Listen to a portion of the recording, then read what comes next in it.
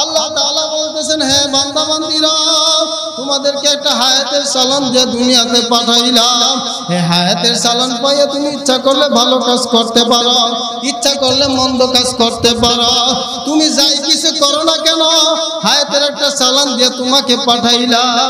যখন তোমার হায়াতের চালান শেষ হয়ে যাবে, তখন তোমার সামনে গিয়া আমার আজরাইল দাঁড়াইয়া যাবে।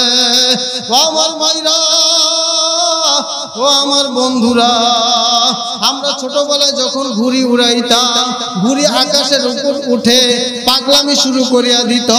একবার এদিক যায়, একবার ওদিক যায়। তখন মনে মনে বলতাম, রে ঘুড়ি, তোকে তো আমি সুতাটা একটু ঢিল দিলাম, তোর যেদিক খুশি যাইতে পারো। যখন বেশি পাগলামি শুরু করবি, নাটাই তো হাতে রাখিয়া দিছি, এমন জোরে একটা টান মারবা, তোকে আমার হাতের মুঠে নিয়ে আসবা। ঠিক মাওলা পাক আমাকে আপনাকে বানাইয়া হায়াতের একটা চালান দিয়া দুনিয়ায় পাঠাইছে। যদি নেক আমল করিয়া মাওলার কবরে যায়, কবরটা বেহেশতের বাগান হয়ে যাবে। আর গুনাহ নিয়া যদি মাওলার কবরে যায়, ও আমার ভাইরা, ওই কবর কোনো সাধারণ কবর থাকবে না। আল্লাহর নবী বলেন, আও হুফরাতুম মিন হুফারিন নার, নাফরমান বেনামাজি বেপরদা শয়তান যখন কোন গুনাহগার, যখন কোন হারামি বদমাশ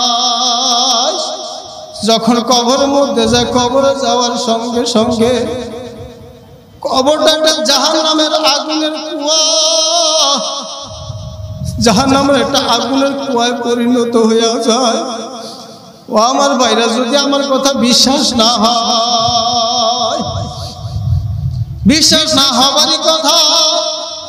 এখন দুনিয়াতে বুঝে না আসলো, মরার পরে কিন্তু ঠিকই বুঝে আসবে। আল্লাহর নবীর কথা কিন্তু মিথ্যা হইতে পারে না, এটা কোনো মোল্লা মৌলবীর কথাও না।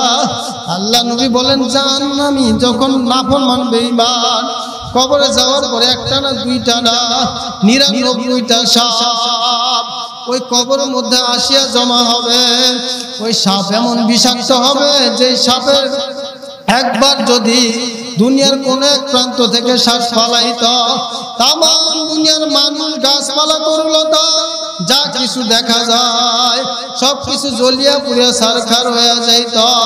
কিয়ামত পর্যন্ত জমিনের মধ্যে আরেকটা ঘাসও গজাইত না। এখন আমরা দুনিয়ার ভিতরে আসার পরে দুনিয়ার টাকা পাইয়া, পয়সা পাইয়া, দুনিয়ার গাড়ি পাইয়া, নারী পাইয়া, সুন্দরী বিবির মহাব্বতে পড়িয়া